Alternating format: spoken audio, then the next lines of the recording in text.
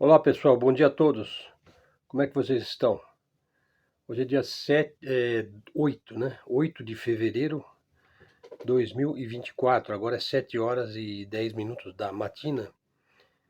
Hoje é uma quinta-feira.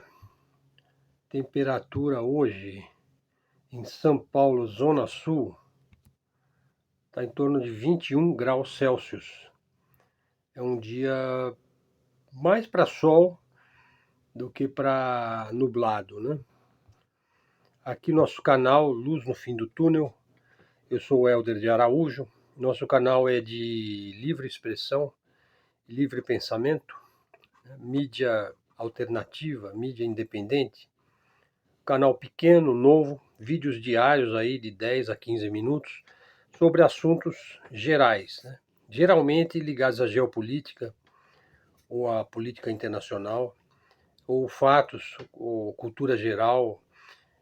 Às vezes eu comento alguma frase ou algum acontecimento importante. Está todo mundo numa grande expectativa agora para mais uma entrevista do Vladimir Putin ao Tucker Carlson, que era um jornalista e um apresentador de televisão norte-americano, que começou a dizer algumas verdades em público e incomodou a elite, acabou sendo despedido pela Fox, foi para o Twitter, graças também a uma ajudinha aí do ator do Elon Musk, conseguiu uma repercussão muito grande no Twitter e espero que ele consiga fazer essa entrevista.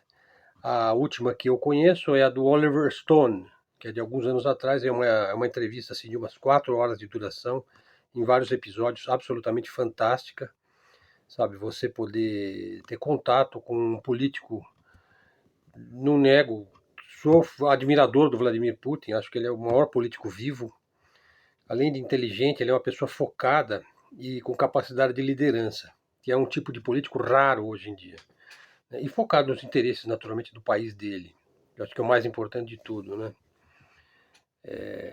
Mas, enfim, vamos aguardar, né? Aliás, eu falar em política aí, eu falei uma frase aí, vocês encontram todos os conteúdos dos meus vídeos no meu blog, né? Que está aí na descrição, né? Que o cara que melhor enxerga a política especificamente brasileira é o Rui Costa Pimenta, do PCO. Quer dizer, tido como um cara de esquerda, comunista e não sei o quê. Enfim, mas de qualquer maneira, independentemente de que lado que ele está da política, as análises dele são absolutamente fora de série. Se você não conhece, se você fica com preconceito porque o cara é de direita ou é de esquerda, enfim, você perde grande parte do debate por preconceitos aí da Guerra Fria, do macartismo, enfim. Essa coisa de esquerda e direita não faz mais sentido. O pensamento tem que ser livre, tem que ser independente. Por exemplo, se um cara tende para a esquerda, ele vai pensar mais do que no homem desvalido, no pobre, no que precisa de emprego, no que precisa de comida. E se o cara é de direita, ele vai pensar o que? Ele vai pensar mais em como empreender, como criar situações de emprego. Quer dizer, uma coisa tem que complementar a outra, né? Então eu realmente eu acho o Rui Costa Pimenta um grande analista, um homem culto, extremamente educado e polido, enfim, e que não pode simplesmente ser taxado, é, e ser classificado, identitarizado e descartado. Não é assim que funciona, né? Intelectual é intelectual, né? E acho que é um intelectual autêntico, sincero, verdadeiro. Outra coisa que eu coloquei lá, quem deveria ser o presidente da ABIN, né? O conselheiro principal do presidente seria o Rui Costa Pimenta. E o cara que eu gostaria de ver no Planalto como presidente do Brasil é o Aldo Rebelo. E o vice poderia ser o Ciro Gomes, que também é um homem culto, inteligente e tudo mais. Mas o Aldo Rebelo eu acho que é o mais nacionalista e o mais preparado de todos. Claro, vai sempre ter aquela pecha, né? Mas ele era do Partido Comunista. Mas o Olavo falou que ele era esquerdista. Pessoal, isso não vem ao caso. O que importa é que ele é o cara mais preparado. Por exemplo, se você está preocupado aí, será que o russo ele está preocupado se o Putin era do KGB, se ele era de extrema direita ou de extrema esquerda? Isso aí não importa. O que importa é que o cara é extremamente capaz, extremamente competente naquilo que ele faz. Isso é que importa. Sabe? Por exemplo, o cara é pianista, ele vai dar um concerto. Ele vai tocar o concerto número 1 de Tchaikovsky. Importa se o cara é de esquerda ou de direita? Importa se ele vai tocar bem. Certo? Claro que na política você tem nuances, né? Você tem tendências políticas, você tem programas políticos, você tem agendas políticas, né? Uma coisa é governar só para os ricos, como querem os neoliberais. Outra coisa é governar só para os pobres, né? Como querem aí a extrema esquerda. Eu acho que não é nenhuma coisa nem outra. Eu já vou falar sobre isso, né?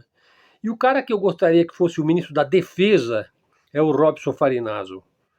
Eu acho que é um indivíduo sui generis, que tem de certa forma, uma ideia fixa naquilo que ele faz, mas que ele realmente está criando aí uma agenda para o Brasil, e que é nacionalista, e que é de defesa dos interesses nacionais. Então, o cara que eu gostaria que fosse ministro da Defesa seria o Robson Farinazzo.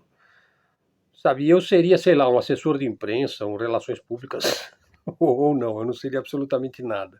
Eu vou fazer meu videozinho aqui. Cada louco com sua mania, uai. Pessoal, é o seguinte, olha, agora tem uma frase, aí agora vai ser a hora das frases, né? Das sentenças, né? Dos pensamentos. Aí tem um pensamento aí do Felipe Quintas, que ele fala o seguinte, ó, a fala do Lula é o suco do pobrismo neoliberal. Quer dizer, aquele discurso que é só para falar, ele é pobre, ele é coitadinho, ele é vítima, não sei o quê. Que reduz a política social ao rentismo dos pobres. O rentismo dos pobres é você dar subsídios para os pobres, né? Dar para eles as migalhas que caem da mesa dos ricos, né? É isso que é o rentismo dos pobres, né? Continuando, ó, é exatamente o que o Novo, lá do Amoedo, né? E o Paulo Guedes, que é o neoliberal aí da escola de Chicago, que era o ministro do Bolsonaro. Aliás, o Bolsonaro era o presidente dele, né? O governo tem que existir para a sociedade, continua Felipe Quintas, ó. Toda ela, não só para os pobres, né? Ó, quem tem um bom emprego e ganha um bom salário, portanto um empregado, também contribui para a sociedade e, portanto, precisa ser apoiado e financiado pelo governo em várias frentes e de forma bastante generosa para incentivar outras pessoas a se esforçarem para ter o mesmo. Então o que o Felipe está dizendo? Ele está dizendo, ó, não é só o rentismo dos pobres, não é só a política social, sabe, de inclusão social dos desvalidos, né, dos infelizes, né, dos empobrecidos, dos descartados, vamos dizer assim, para ficar até mais forte, né? Não, você tem que investir também na classe média, sei lá, dando subsídio, fazendo com que ele pague menos impostos. Sabe? Você tem que dar incentivos para a classe média continuar tentando melhorar e tentar ser a classe média tem que tentar ser uma classe média alta. A média alta ela quer pertencer à classe dos ricos. Os ricos querem pertencer à classe dos super ricos. O pobre quer pertencer à classe média. E o muito pobre, ele quer pertencer à classe pobre. É uma pirâmide. Então, assim, o governo não tem que pensar só na base, ele tem que pensar na base e naquele suporte da base, que é a classe média. Então, eu concordo totalmente com essa fala aí do Felipe Quintas. Aliás, ele fez uma crítica ao Lula aí, né? Que o discurso antiprogressista do Lula, agora é o que estou falando, né? Pode até ser sincero, que eu acho que é sincero, inclusive. O Lula sempre, ao longo da carreira dele, de toda a vida política dele, ele sempre falou em nome da classe baixa, em nome dos pobres. Aquela questão da fome, da miséria, né? Que é inadmissível você viver num país que é o celeiro do mundo. O Brasil fornece 40% da comida do mundo. O Brasil é um paraíso da comida. É inadmissível você ter pessoas passando fome, passando necessidade num país como o Brasil. É inadmissível, né? Mas então esse discurso antiprogressista do Lula é uma fachada. É uma hipocrisia, de certa forma, e é uma fala eleitoreira, né? Porque ele faz um discurso antiprogressista, mas nos bastidores ele acaba promovendo as pautas progressistas aí, né? Então, precisa, sei lá, ter algum equilíbrio, ou falar mais de coerente com as ações. Bom, agora continuando, pessoal, olha, eu não sou contra imposto e subsídio, de forma nenhuma. Se há um retorno efetivo e obrigatório à sociedade, na forma de melhores políticas públicas, políticas sociais, ambientais, educacionais, alimentar, segurança pública, etc. O Estado tem de ser melhorado. Por isso que até eu tive uma discussão esses dias, falei, não, o Estado ele não tem que ser mínimo, ele tem que ser, pelo contrário, ele tem que ser maior. Ele tem que ser maior, ele tem que ser melhor, né? Ele não tem que ficar menor e mais fraco, como deseja aí o super rico, né? O neoliberal. Não, ele tem que ser melhor e maior. Maior, porque se ele não atinge 50% da população, não tem estado nenhum, né? Não tem água, esgoto de qualidade, não tem luz elétrica, então o estado tem que ser menor. Então a pobreza vai aumentar. Infelizmente, a gente precisa do Estado, e sem o Estado não tem um país, né? Aí uma frase agora do J.O. Haynes.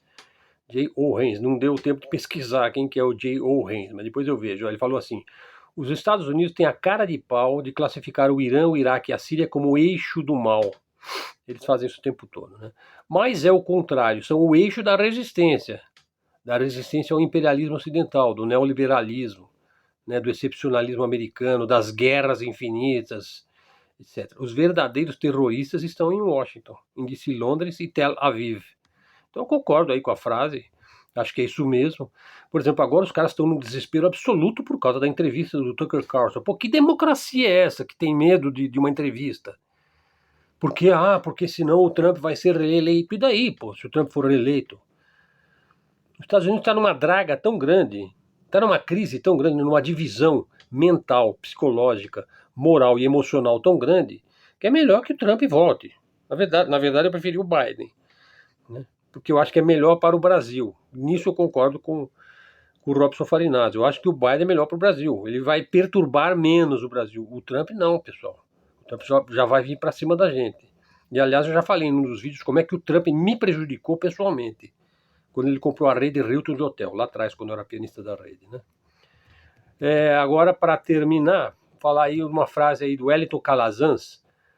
O Wellington Calazans, que é um cara que eu gosto, ele está sempre aí no Twitter, às vezes ele participa aí dos canais parceiros aí do Arte da Guerra. Ele falou o seguinte, ó: o neoliberalismo é paradoxal nele mesmo, pois mata o setor produtivo, condena milhões de pessoas à pobreza, não investe em inovação ou infraestrutura, condena o Estado e quer de presente tudo que os Estados construíram.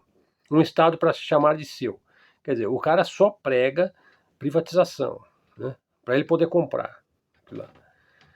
Continuando, o Hélito Calazans, não é uma questão de falsa dialética capitalismo versus comunismo, que os incautos infantis, que isso é uma coisa infantil, né, ainda debate essa discussão de capitalismo contra comunismo, né? É uma questão de comparar as economias da China e da Rússia com as demais. Eu já vou falar sobre isso. É sobre concentração da riqueza e o verdadeiro combate à corrupção.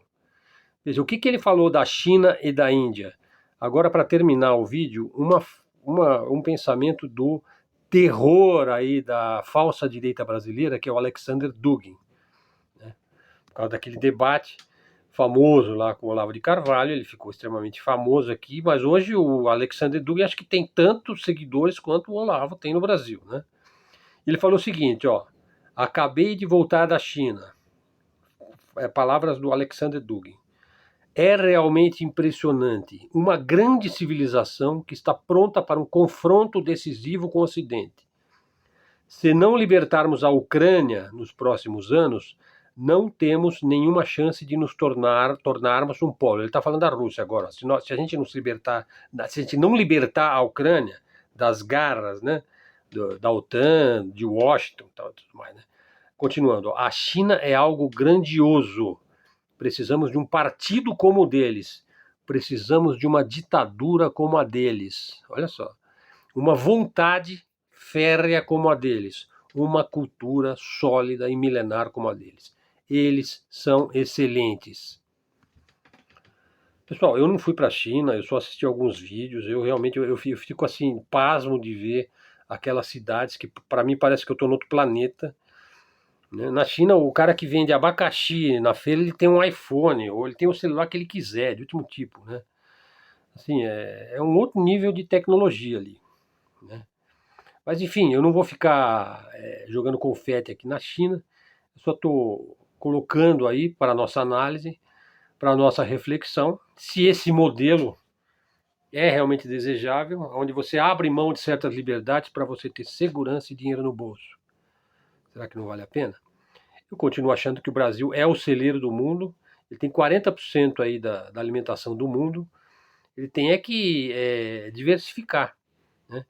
Fazer as pequenas e médias propriedades também agregarem aí pequenas e médias indústrias, né? Para que a gente possa ter o nosso próprio produto, para o nosso próprio uso, né? A indústria de transformação aí, o setor secundário aí, que eu acho que é o setor de serviço, eu acho que vai bem, o setor primário vai bem, o setor secundário, né, é o que precisa. Pessoal, então é isso, foi esse vídeo, um vídeo de comentários gerais sobre interlocutores aí, pessoas que eu admiro pela inteligência, pela capacidade, citei vários aqui no canal. Espero que vocês gostem aí da minha reflexão.